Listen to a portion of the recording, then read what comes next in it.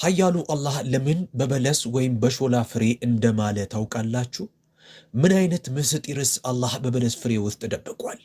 አንድ ጃፓናዊ ሳይንቲስትስ በበለስ ፍሬ ላይ ምርምር ካደረገ በኋላ ኢስላምን መቀበሉን ታውቃላችሁ? የእውነት የሚያስደንቃችሁን ግኝት በምርምሩ ላይ በማግኘቱ ነቢዩ ሙሐመድ ሰለላሁ ዐለይሂ ወሰለም የበለስ ፍሬን በባልደረቦቻቸው መሃል እያከፋፈሉ ተመገቡት፣ በእርግጥ ለበርካታ በሽታዎች መድኃኒትን ይዟል ይሉ ነበር። ዛሬ ስለ በለስ ፍሬ ጠቃሚ መረጃን እናጋራችኋለን። ስለዚህ ለዚህ ቪዲዮ ላይክ መስጠታችሁንና ቻናሉን ሰብስክራይብ ማድረጋችሁን እንዳትረሱ፣ ድንቅ ድንቅ ነገሮች ጋር እንድትገናኙ። የበለስ ፍሬን በተለይ በብዙ አካባቢዎች የሾላ ፍሬ እያልን የምንጠራውን ፍሬ ቀምሳችሁ የምታውቁ ልምዳችሁን በኮሜንት ሳጥኑ ውስጥ አጋሩን።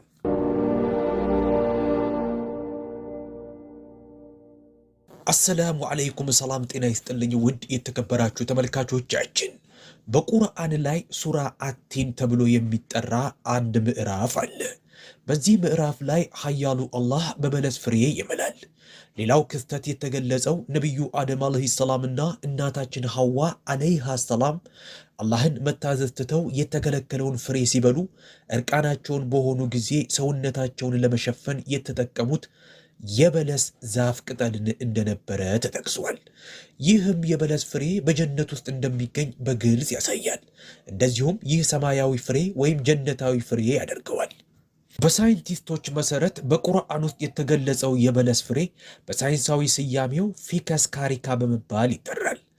ከፋይከስ ቤተሰቦች ውስጥ ልዩ ዝርያ ያለው ፍሬና ከመሃላቸውም እጅግ አስፈላጊው ነው። የበለስ ፍሬ በጣም ጣፋጭ ነው። ጭማቂ ያለውና በንጥረ ምግብ የተሞላ ፍሬ ነው። በአጭሩ ከጣዕሙ ከመዓዛውና ከጥቅም አንጻር በእጅጉ ድንቅ ፍሬ ነው። የበለስ ፍሬ ብዙውን ጊዜ ከ3 እስከ 10 ሜትር ከፍታ ድረስ ያድጋል፣ ጥቅጥቅ ካለና ሻካራ ከሆነ ቅጠሉ ጋር። በኡርዱ ቋንቋ ይህ ፍሬ አንጂር ሲባል፣ በእንግሊዝኛ ደግሞ ፊግ ፍሩት ይባላል። በአሁኑ ጊዜ የበለስ ፍሬ በበርካታ የዓለማችን ሀገራቶች ውስጥ ይከሰባል። ለንግድ ተብሎ በተለይ በመካከለኛው ምስራቅና በምዕራብ ኤስያ ሀገራት በስፋት ይከሰባል። ይህንን ፍሬ መከሰብ ከአፍጋኒስታን እስከ ፖርቹጋል ድረስ ይዘረጋል። ዋና ምቹጌው ወይም መኖሪያ ቤቱ መካከለኛው ምስራቅ ነው።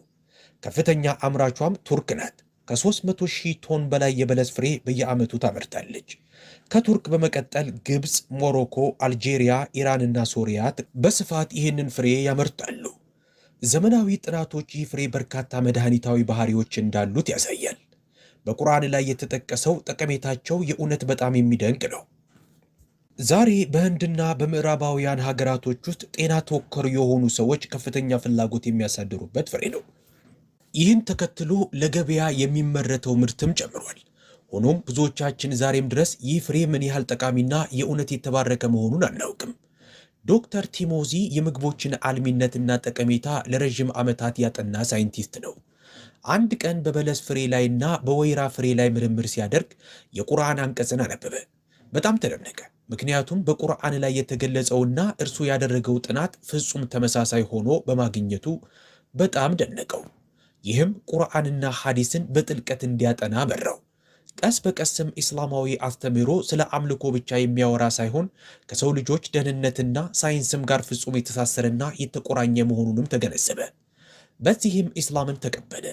አንድ ቀን ለሙስሊም ወዳጆቹ ሃይማኖትና ሳይንስ እንዲህ በተዋበ መንገድ ይዋሃዳሉ ብዬ አስቤው አላውቅም። ኢስላማዊው አስተምህሮት ሕይወቴን ቀይሮታል፣ በጣም ጥልቅ በሆነ መንገድ በማለት ነገራቸው። ይህ ታሪክ የሃይማኖትና የሳይንስ ውህደት ለሰው ልጆች ጠቀሜታን እንደሚያመጣ ያሳየናል። የበለስ ፍሬና የወይራ ፍሬ በቁርአን ላይ የተጠቀሱት እነዚህ ፍሬዎች ተራ ፍሬዎች አይደሉም። ለአካልም ለአእምሮም በጣም የሚጠቅሙ ፍሬዎች ናቸው። ኢስላማዊው አስተምህሮ በቀጥተኛው መንገድ ላይ ይመራናል። በቅዱስ ቁርአን ውስጥ አላህ እንዲህ ይላል፣ በበለስና በዘይት ወይራ እምላለሁ፣ በሲኒን ተራራም በዚህ በጸጥተኛው አገርም እምላለሁ፣ ሰውን በጣም በአማረ አቋም ላይ ፈጠር ነው ይላል ሱራ አቲን አያ ከ1 እስከ 4። አሁን የበለስ ፍሬ ያለውን ጥቅም እንዳስስ። በለስ ወይም የሾላ ፍሬ ከፍተኛ መጠን ያለው ቫይታሚን ኤ፣ ቫይታሚን ቢ፣ ቫይታሚን ሲ እና ቫይታሚን ኬን ይዟል። በተጨማሪም እንደ ፖታሲየም፣ ማግኒዚየም፣ ዚንክ፣ ኮፐር፣ አይረን እና ማንጋኒዝ ያሉ ማዕድኖችንም ይዟል። እነዚህ ንጥረ ምግቦች መኖራቸው በየዕለቱ የበለስ ፍሬን መመገብ ከፍተኛ የጤና ጠቀሜታ እንደሚሰጥ ያሳያል። ከበለስ ፍሬ ጥቅሞች ውስጥ ቁልፍ ጥቅም የመራቢያ ጤንነትንና አጠቃላይ የሰውነት ጥንካሬን የሚያሻሽል መሆኑ ነው። በጥንታዊ ግሪካውያኖች መሰረት የበለስ ፍሬ ቅዱስ ፍሬ ተደርጎ ይታሰብ ነበረ። በተፈጥሮ ጥንካሬ የሚሰጥና አካላዊ ተግባሮችን የሚደግፍ ፍሬ ተደርጎ ይቆጠራል። በዚህም የልምላሜና የጥንካሬ ተምሳሌት አድርገው ይወስዱታል። በጥንታዊ ህንድ የበለስ ፍሬ ከወተት ጋር ይቀላቀል። ምክንያቱም ዚንክ፣ ማንጋኒዝ፣ ማግኔዥየም እና አይረን ያሉ ማዕድኖችን በውስጡ መያዙ የመራቢያ ጤናን ለማስፋትና ለጠቅላላ አካላዊ ጤንነት ስለሚረዳ ነው። በተጨማሪም እንደ ቤት መድኃኒት ወጣት ሴቶች የሆርሞን ዑደታቸውን ለመቆጣጠር እንዲያግዛቸው እና አጠቃላይ የመራቢያ ጤናቸውን ለማስተካከል እንዲረዳቸው የበለስ ፍሬን እንዲመገቡ ይመከራሉ።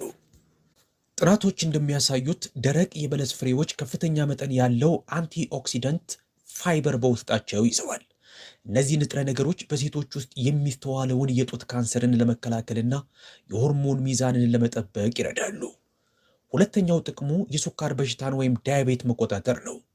በበለስ ፍሬ ቅጠል ውስጥ የሚገኘው ፋይክሲን የተባለው ንጥረ ነገር ለኢንሱሊን ተፈጥሯዊ አማራጭ በመሆን ያገለግላል። በ2003 የተደረገ አንድ ጥናት እንደሚያሳየው የሾላ ፍሬ በሰውነት ውስጥ ጤናማ ደረጃ ያለው የስብ አሲድ እንዲመነጭ ያግዛል። እንደዚሁም በደማችን ውስጥ ያለው ቫይታሚን ኢ ዳያቤትን በመቆጣጠር የራሱን ሚና እንዲጫወት ይረዳል። ሶስተኛው ጠቀሜታው የደም ግፊትን መቆጣጠር፣ የልብንና የኩላሊት ጤንነትን መጠበቅ ነው። በበለስ ፍሬ ውስጥ ያለው ፖታሲየም ከፍተኛ የደም ግፊትን ለመቀነስ ይረዳል። ይህም ለሰውነታችን እጅግ አስፈላጊ ማዕድን በመሆን አዘውትሮ ፖታሲየም መውሰድ ጤናማ የደም ግፊት ደረጃ እንዲኖር ያደርጋል። አራተኛው ጥቅም የልብን ጤንነት የሚጠብቅ መሆኑ ነው። ጥናቶች የበለስ ፍሬ ትራይግሊስራይድ የሚባሉ ጎጂ የደም ስቦችን መጠን ለመቀነስ እንደሚረዳ ያሳያሉ። በተጨማሪም በደረቅ የበለስ ፍሬ ውስጥ የሚገኘው አንታይ ኦክሲደንት ከሰውነት ውስጥ ፍሪ ራዲካሎችን ለማስወገድ ይረዳል።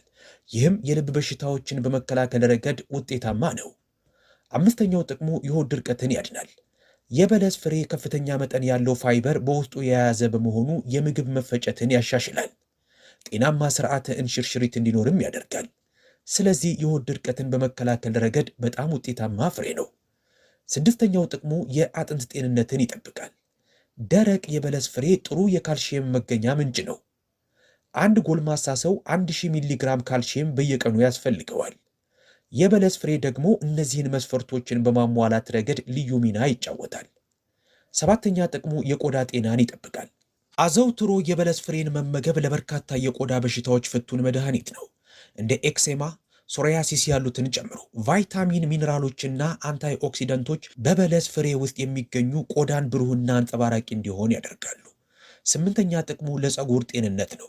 በዓለማችን ላይ የሚገኙ በርካታ ታዋቂ የሻምፑ ካምፓኒዎች በምርታቸው ላይ ከበለስ ፍሬ የሚገኙ የተውጣጡ ምግቦችን ይጠቀማሉ። ፀጉርን ከውስጥ በማጠንከር እርጥበትን ይቆጣጠራል። ዘጠነኛ ጥቅሙ ክብደትን መቆጣጠር ነው። በበለስ ፍሬ ውስጥ የሚገኘው ፋይበር ሜታቦሊዝምን ያሻሽላል። ክብደት ለመቀነስም ክብደት ለመጨመርም ወሳኝ ፍሬ ነው። ይህም ውጤታማ ያደርገዋል። አስረኛ ጥቅሙ ከጎንዮሽ ጉዳቶች ይጠብቃል። እስካሁን ድረስ ጥናቶች የበለስ ፍሬ መመገብ ያለውን የጎንዮሽ ጉዳት ምንም ያገኙት ነገር የለም።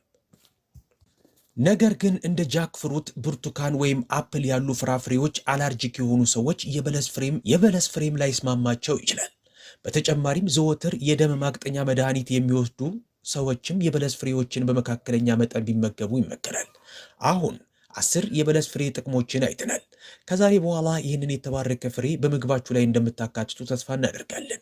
ቢያንስ ሰዎች አንድ የበለስ ፍሬ ዛፍን በቅጥር ግቢያቸው ቢተክሉ ይህንን ፍሬ ከውጭ ማስገባት አያስፈልግም። ቪዲዮአችንን ከወደዳችሁት ቻናላችንን ሰብስክራይብ ማድረጋችሁን እርግጠኛ ሁኑ። ኢንሻአላህ በቅርቡም ስለ ሌላ ፍራፍሬ ጠቃሚ መረጃ እናጋራችኋለን። እስከዛው አላህ ሐፊዝ። አሰላሙ አለይኩም ወራህመቱላሂ ወበረካቱሁ።